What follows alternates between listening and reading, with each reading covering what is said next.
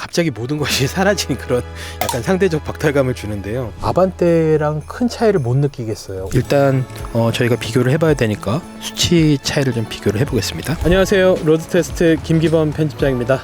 저희는 또 비교 시승으로 돌아왔습니다. 2025년도 이제 막바지를 향해서 달려가고 있습니다. 조만간 새내기 신입생 또 신입사원 같은 새 출발이 기다리고 있는 새해가 다가옵니다. 그래서 이번 비교의 주제는 인생 첫 차로 잡았습니다. 그래서 일단은 가격대는 2천만 원대로 한정을 했고요. 또 비교의 좀 재미를 높이기 위해서 장르는 차별화했습니다.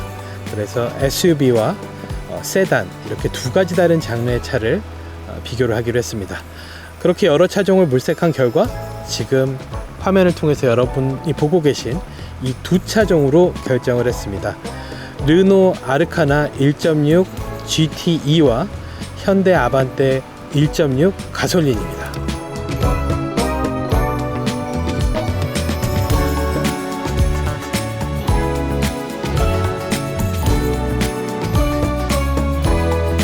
이번 승부는 판매 대수로 보면은 이미 한참 기울어진 운동장이라고 할 수가 있습니다. 올해 1월부터 10월까지 누적 판매를 보게 되면 르노 아르카나가 4,227대였고요.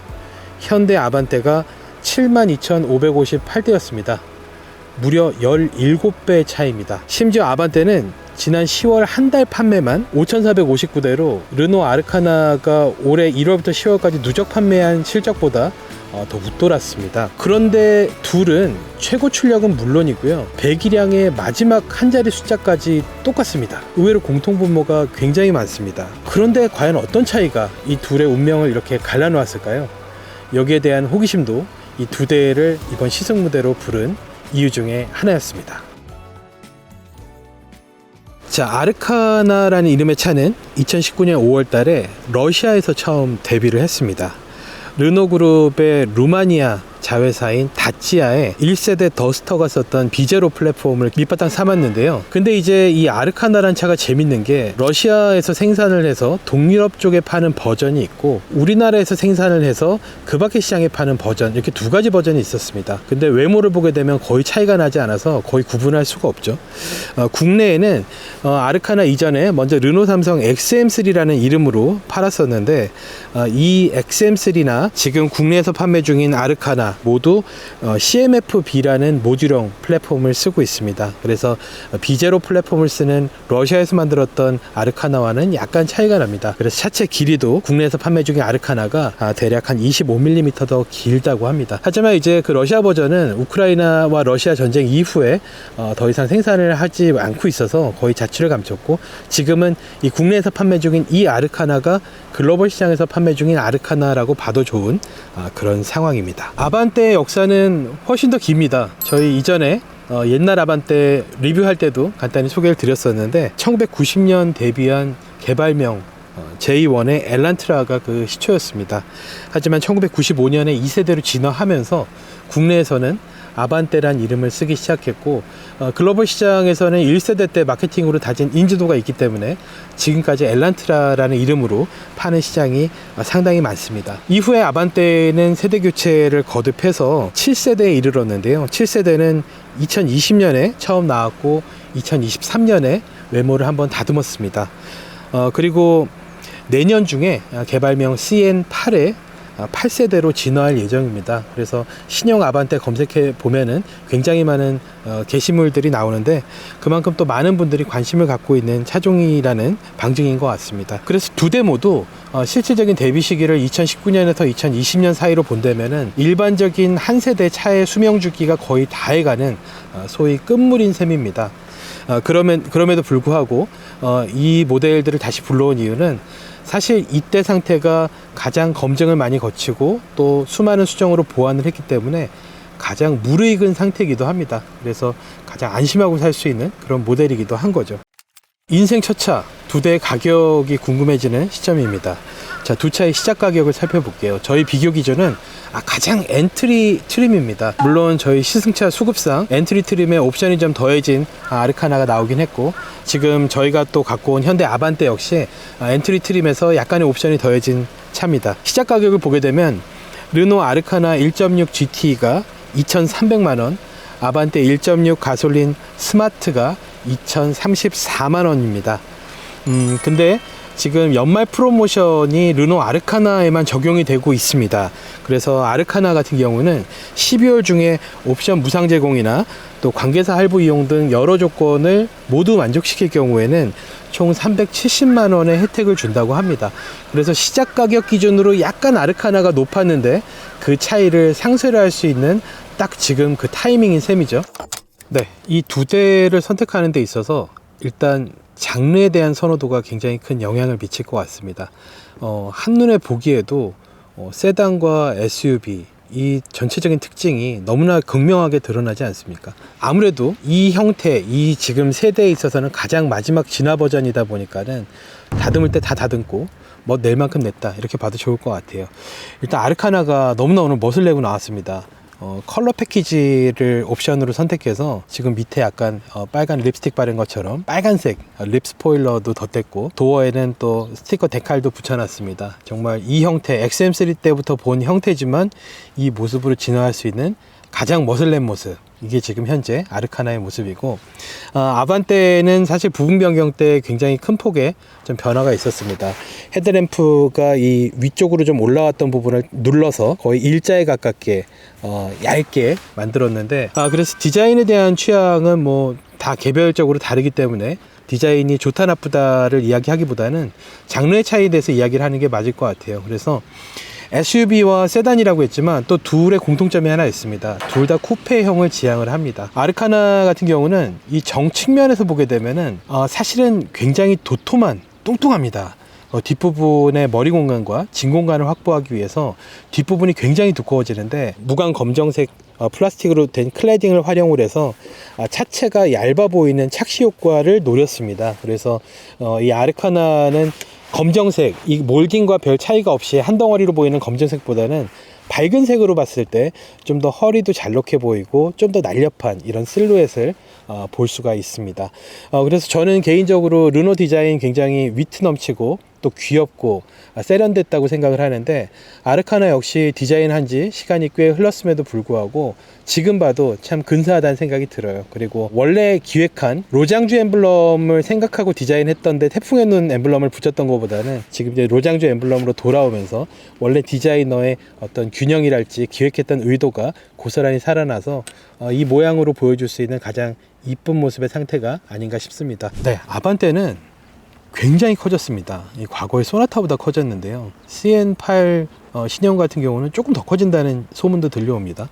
과거보다 굉장히 커졌기 때문에 사실은 지금 아르카나나 아반떼나 같은 세그먼트로 보고 비교를 하는 게 맞을 수도 있는데, 지금 차체 크기를 보게 되면 꽤 차이가 납니다. 아반떼가 너무나 커졌습니다. 르노 아르카나의 차체 길이가 4570mm입니다. 근데 현대 아반떼 같은 경우는 4710mm, 그래서 대략 14cm나 더 깁니다. 그래서 이 정도면은 이제 세그먼트가 달라졌다고 봐야죠. 그리고 너비는 아르카나가 1820, 그리고 아반떼가 1825. 너비는 거의 비슷합니다. 아반떼가 5mm 정도 더 넓고, 높이는 SUV니까 아무래도 아르카나가 1570mm로 아반떼보다 15cm 정도 더 높습니다. 지붕이 높은 만큼 뱃바닥도 최저지상고도 그만큼 더 넉넉하다는 이야기겠죠. 그리고 쿠페형 SUV를 표방한 아르카나 못지않게 아반떼 역시 특히 이 뒷유리를 보게 되면은 정말 납작하게 누워 있습니다. 멋을 내기 위해서 굉장히 지붕부터 뒷유리로 이어지는 실루엣에 신경을 쓴 디자인이라는 사실을 알 수가 있고요. 그래서 이 디자인, 이 외모가 풍기는 분위기만으로도 아마 선택은 갈릴 거예요. 낮은 위치에서 차를 타는 게 싫은 사람도 있고, 또 높은 데서 내려다보는 게 어색한 사람도 있고, 그 호불호를 분명히 가를 만큼 두 차의 외모는 확연한 차이를 보이고 있습니다. 네, 지금 현대 아반떼 실내에 들어왔습니다. 외모가 굉장히 납작한 것처럼 실내 역시 셋 포지션도 낮고 상대적으로 앉으면 모든 것들이 굉장히 납작하게 자리를 하고 있습니다. 특히 이 대시보드 상단을 약간 두 가지 섹션으로 나눠서 이 손이 닿는 곳에 대시보드를 조금 더 낮춰놔서 아무래도 전반적으로 조금 더 납작하게 가라앉아 있는 이런 차분한 느낌을 주고 있고요. 사실 이런 부분은 이제 좀 디자인적 요소이면서도 동반석과의 어떤 공간 분리를 확실하게 하고, 또 특히 운전자 혼자 앉았을 때 나를 오붓하게 에워싸고 있다, 감싸고 있다, 이런 느낌을 주는 그런 장치입니다. 하지만 어떤 흔들리는 곳에서 몸을 잡아주고 몸을 지지하기 위해서 이걸 손잡이 역할을 하기 위해서는 이런 것들은 좀 SUV에 좀 더 어울리지 않나 이런 생각이 드는데, 아반떼랑 굉장히 잘 어울립니다. 그리고 이 차는 저희가 추측하기로는 이거는 현대차 시승차가 아니라 저희가 정확한 트림 똑같은 걸 맞출 수 없어서 렌터카를 빌렸는데, 여기에도 또 몇 가지 옵션이 들어갔습니다. 이런 듀얼 풀 오토 에어컨들이 옵션이고요. 계기판은 언뜻 봤을 때는 풀 디지털 같은데, 실은 가운데 이 4.2인치 컬러 부분만 LCD 디스플레이가 들어갔고, 나머지는 말 그대로 디지털로 숫자가 변하고 예정된 윤곽에 따라서 조명이 들어오는 이런 방식입니다. 그래서 화면을 자유롭게 배치를 바꾸기가 어렵죠. 오로지 4.2인치 안에서만 띄울 수 있는 정보를 바꿀 수가 있습니다. 그리고 이 센터페시아의 이 플로팅 타입으로 달아놓은 이 디스플레이는 10.25인치입니다. 그래서 운전석에 앉았을 때 전반적으로 시인성 굉장히 뛰어나고요. 또 뭐 이런 거 잘하잖아요, 현대차가. 이렇게 손 뻗어서 인간공학적인 디자인들, 손 뻗어서 닿을 곳들에 버튼들을 잘 배치를 해놨습니다. 그리고 디스플레이로 모든 걸 삼키려는 좀 욕심을 자제를 하면서 실질적으로 누를 수 있는 물리 스위치가 많이 남아 있는데, 사실 아직도 운전을 하면서 쓰기에는 물리 스위치가 편하다는 분들도 많이 있습니다. 저 역시 그런 사람 중에 하나고요. 그래서 대부분 자동차 회사들이 손이 닿는 곳들은 굉장히 부드럽게 세팅하고, 손 갈 일이 별로 없는 데는 원가 절감을 위해서 굉장히 딱딱한 플라스틱을 쓰고 있는데, 그런 것들을 굉장히 슬기롭게 조화를 잘 했다는 생각이 듭니다. 그리고 이 차체를 납작하게 다지고 벨트라인이 상당히 높은 편입니다. 그럼에도 불구하고 딱 앉았을 때는 전반적인 볼 수 있는 시야의 높낮이는 어느 정도 제약이 있지만, 이 각도에 있어서는 큰 특정 각도에서 많이 가리는 부분이 없습니다.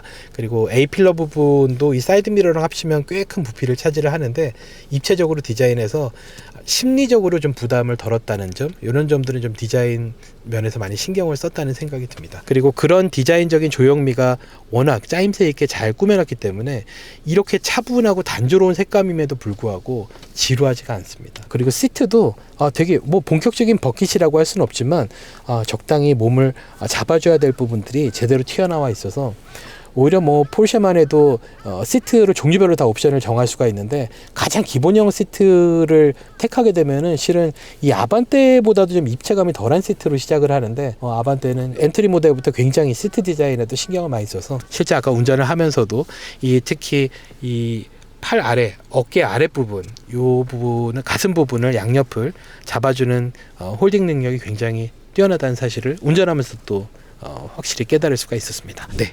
뒷좌석으로 자리를 옮겼습니다. 앞좌석에서 뒷좌석으로 옮겼을 때의 느낌은 화려한 공간에 있다가 갑자기 모든 것이 사라진 그런 약간 상대적 박탈감을 주는데요. 진짜 별게 없습니다. 심지어 지금 중앙에 암레스트도 따로 없거든요. 그러다 보니까는 뭔가 좀 누르고 기대고 만지고 이럴 게 거의 없어서 굉장히 심심한데, C타입 USB 슬롯 2개 빼고는 크게 눈에 띄지가 않습니다. 심지어 지금 송풍구조차 없거든요. 그러니까 이런 것들이 상위 트림으로 올라가면 들어가겠죠.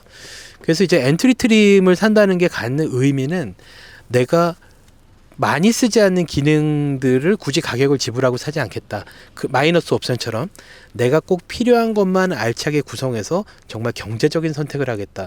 이런 분들에게 어울리는 그런 패키지입니다. 그러다 보니까 뒷좌석에 왔을 때 아무래도 좀 심심하다 이런 느낌을 받을 수는 있겠죠. 그리고 머리 공간은 이 차 굉장히 낮은 편이고, 거의 알카나보다 14cm 정도 키가 낮은데, 그거에 비해서는 생각보다 여유롭습니다.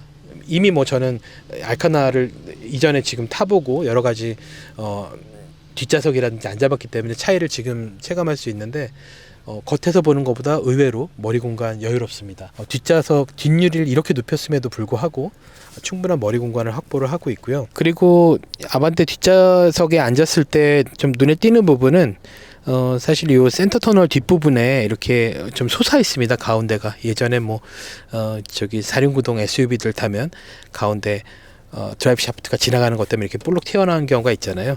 근데 아반떼는 뒷바퀴 굴림이 아니고 사륜구동도 없긴 하지만, 아마도 전체적으로 차체를 낮추고 캐빈 위치를 최대한으로 낮추는 과정에서 꼭 필요한 하네스라든지 여러 가지 부품이 지나가는 통로를 만들기 위해서 가운데가 부득이하게 솟은 것 같아요. 그래서 보통 밑바닥이 조금 여유 있는 이런 해치백이나 이런 차들 경우는 여기가 그냥 플랫한 경우가 많은데 여기 솟아 있는 게 좀 이채로워서 한번 짚고 넘어갑니다. 하지만 실질적으로 사용하는 데 있어서 크게 불편하진 않습니다. 그리고 이게 아주 두껍진 않기 때문에 뒷좌석에 한 명이 더 탔을 경우에도 이 사이 양쪽으로 발을 놓으면 되기 때문에 크게 문제가 되는 부분은 아닐 것 같습니다. 이따 알카나는 이 부분이 어떻게 되어 있는지 한번 비교를 해보면은 재밌을 것 같습니다. 아무래도 또 직접 재봐야겠죠. 수치로 또 알려드려야죠. 뒷좌석 쿠션 부분, 엉덩이 받침, 요 끝단에서 앞좌석 등받이까지 거리를 이 높이에 맞춰서 측정을 해보겠습니다. 33.3cm가 나옵니다. 30cm면은 굉장히 여유로운 공간 맞습니다. 물론 차가 예전에 비해서 많이 커지긴 했지만 똑같은 휠 베이스를 갖고 있기 때문에 오히려 더 객관적으로 비교할 수 있는 기준이 될 수 있을 것 같습니다. 그리고 시트의 크기도 좀 중요하거든요. 그래서 저희가 지난번부터 이렇게 재왔지만 엉덩이 받침 쿠션의 끝부터 요 끝까지를 한번 재보겠습니다. 대략 한 47cm 정도가 나옵니다. 높이 역시 똑같은 지점에서부터 잴게요. 대략 67에서 8cm 사이가 나옵니다. 이따가 또 알카나랑 한번 비교를 해보도록 하겠습니다. 네, 알카나 실내로 들어왔습니다. 사실 각 차종의 엔트리 트림, 가장 기본형 트림 경제적인 선택, 이걸 강조하려고 이번 기획을 했는데, 사실 시승차 여건이라는 게 꼭 우리 생각 같지만은 않습니다. 이 파워트레인 구성은 가장 엔트리가 맞지만 그 안에서 넣을 수 있는 옵션을 가장 많이 넣은 시승차를 지금 저희가 받아왔고요. 그걸 감안하고 봐주시면 되겠고요. 아반떼랑 비교를 했을 때 알카나로 오게 되면은 소재라든지 이런 것들이 조금 더 화려합니다. 물론 아반떼에도 트림에 따라 또 옵션에 따라서 훨씬 더 다른 분위기, 어느 정도 다른 분위기를 더 기대를 할 수는 있습니다.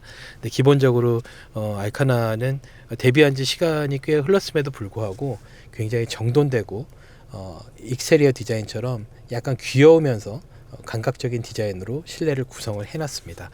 그리고 약간 디자이너가 좀 욕심을 냈다기보다는 전반적으로 사용자 편의성을 우선에 두고 그 뒤에 디자이너가 약간의 터치를 한 그런 느낌을 주고 있습니다. 아울러 전반적으로 지금 이런 텐 컬러의 인조 가죽입니다. 텐 컬러의 시트라든지 이런 것들이 전부 다 옵션이 들어가 있다 보니까 아반떼와 비교했을 때 상대적으로 조금 더 화려해 보는 것은 사실입니다. 그리고 디스플레이는 세로형 디스플레이가 들어갑니다. 그래서 이제 아까 아반떼에서 말씀드렸던 볼륨 버튼, 다이얼 방식과 비교를 했을 때 이런 플러스 마이너스 방식이 아무래도 조금 더 번거롭긴 하죠. 대신 돌출된 부분은 없앨 수 있으니까 디자인 측면에서는 조금 더 유리한 게 사실입니다. 그리고 알카나도 과거의 디스플레이에 많은 S링크 시절에는 더 많은 기능을 담았었는데 물리 버튼으로 많이 빼놨습니다. 그래서 과거에 제 기억에는 시트 하나만 건드려도 이 화면이 바뀌고 이래서 불편했었는데 그런 부분들을 이제 찾아볼 수가 없고, 여기 이제 필요한 버튼들은 물리 버튼들이 들어가 있습니다. 그리고 이 공조 장치, 아반떼도 물론 듀얼 풀오토 온도 조절 시스템 옵션이 들어가 있었는데 이 구성이 사실은 더 쓰기 편해요. 이렇게 다이얼만으로 바람을 조절하고 온도를 조절하고 그 다음에 바람 방향을 조절하고. 그래서 이제 이런 다이얼 버튼의 장점은 운전하면서 시선 이동을 크게 하지 않고도 직관적으로 어쨌든 오른쪽으로 돌리면 바람이 세지고 온도가 올라가고 뭔가 방향이 바뀌니까 이런 다이얼 버튼을 잘 슬기롭게 적재적소에 활용한다면은 아마 운전 중에 주의 집중을 좀 훼손하지 않는 그런 운전하기 좀 좋은 환경을 만들어주는데 도움이 될 수 있는 아이템입니다. 그래서 전반적으로 이런 부분들, 가운데 부분 색감, 이 부분 색깔을 빼면은 알카나 역시 진회색으로 톤을 통일을 했습니다. 그래서 굉장히 차분한 분위기입니다. 아마 이 시트까지 진회색이었다면은 아반떼 못지않게 굉장히 차분하고 안정적인 그런 분위기였을 것 같아요. 알카나의 계기판은 이건 디지털입니다. 풀 디지털 방식입니다. 그래서 이 버튼을 눌러서 구성도 다양하게 바꿀 수 있고 또 내비게이션 지도를 띄울 수도 있고요. 아무래도 활용성 면에서는 아반떼보다 조금 더 다양하게 여러 가지 기능들을 띄워볼 수가 있습니다. 그래서 전반적으로 물론 아반떼에서 바로 갈아타게 되면은 시트 포지션이 조금 높아진 걸 느낄 수가 있습니다. 그렇다고 해서 시야가 더 탁월하다는 느낌까지는 못 주는 게, 아반떼보다는 이 대시보드가 좀 올라와 있는 편이어서 이 시야의 높낮이 차이는 좀 있지만 시야가 더 SUV이기 때문에 더 시원하다, 잘 보인다 이런 느낌까지는 주지는 않습니다. 그 점은 좀 참고를 하시면 좋을 것 같아요. 그리고 뒷유리가 거의 눕다시피 한 거는 알카나나 아반떼나 마찬가지입니다. 그래서 룸미러를 통해서 뒤에 풍경을 봤을 때 뒤에 풍경이 굉장히 제한적인 폭으로만, 높낮이로만 보인다는 점에서도 공통점을 갖고 있습니다. 네, 근데 이제 프랑스 차들은 여기 이제 플러스 마이너스 버튼이 불편하다고 말씀을 드렸었는데 그 다이얼을 희한하게 숨겨놨습니다. 이 푸조도 그렇고요. 요 운전대를 이렇게 돌려보면은 이 뒤쪽에 레버가 하나 더 있어서 전통이라고 해야 될까요? 프랑스 차만의 좀 고집이라고 해야 될까요? 이런 좀 패턴이 있습니다. 근데 이제 이거는 프랑스 차를 타본 사람들은 이쯤에 있겠네 하고 손을 짚어보면 반드시 나오거든요. 근데 이제 그밖에 뭐 다른 유럽 차라든지 뭐 국산 차를 타던 분 입장에서는 굉장히 좀 생소하죠. 근데 막상 써보면 굉장히 편합니다. 저도 예전에 푸조 206cc 탈 때 이 버튼 굉장히 많이 활용을 했었습니다.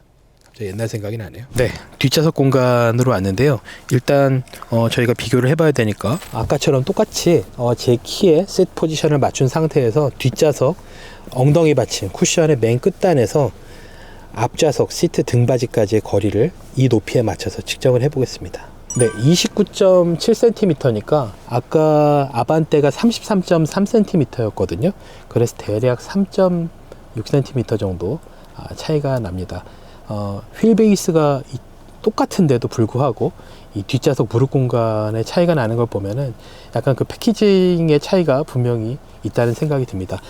그 다음은 이 시트 뒷좌석 엉덩이 쿠션의 길이와 또 등받이 길이를 한번 측정을 해 보겠습니다. 43.5cm입니다. 그리고 등받이 높이는요, 똑같이 여기서부터 재볼게요.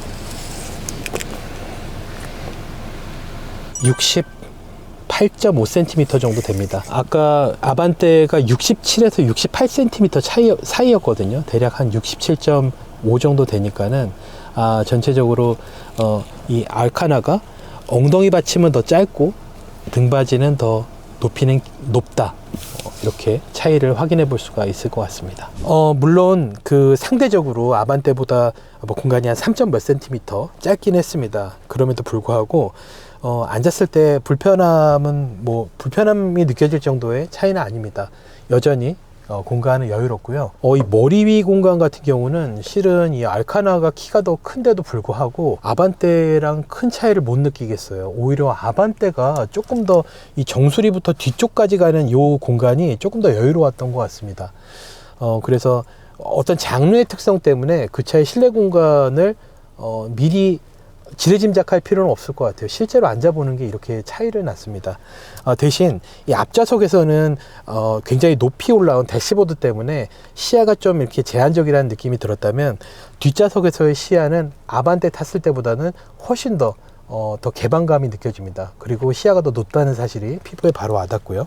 그래서 뒷좌석을 타고 이동할 때 아반떼 뒷좌석이 약간 파묻혀서 약간 높직한 담벼락에 둘러싸여서 주행한 느낌이라면은 알카나는 굉장히 약간 여유로운 높이에서 살짝 내려다보는 느낌으로 다닐 수 있을 것 같아서 뒷좌석을 타고 이동하는 가족들, 특히 뭐 어린 자녀들 입장에서는 조금 더 답답함이 적을 것 같다는 생각이 들어요. 그리고 이 센터 콘솔 뒷부분 일단은 아까 아반떼 모던 트림에서는 정말 삭막하다, 뭐 할 게 없다 이런 생각이 들 정도로 앞좌석과 비교해서 상대적인 박탈감을 줬다면은 알카나는 괜찮습니다. 여기 송풍구도 있고 이 전체적인 바람 양을 조절하거나 되게 앙증맞긴 한데 높낮이나 방향을 조절할 수 있는 이런 기능들 다 제대로 들어가 있고요.